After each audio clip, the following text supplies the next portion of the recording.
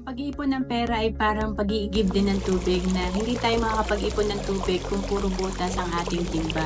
So, ganun din sa pag-build ng wealth. Dapat alam natin yung kakampi at kalaban ng pag-build natin ng wealth.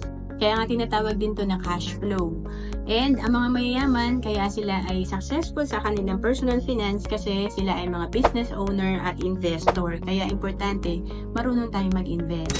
Sa panahon ngayon, marami nang pwedeng paglagyan ng investment. Importante lang na intindihan natin. Pwede na tayong mag-invest sa mga malalaking kumpanya kagaya ng Jollibee, PLDT, BPI, Ayala, Meralco. And pwede pa natin itong gawing online. At kung naghahanap ka kung saan ka pwede mag-invest online, pwede ka sa Kaiser. Ito rin yung sinimulan ko noong 2012. Dito, 3 na yung meron ka. May investment ka, healthcare, at life insurance. For as low as 2,647 per month, pwede ka na magsimula sa Kaiser at 7 years ka na mag-iipon. To know more about Kaiser, message mo na ako sa FB, Roan Celis Capistrano.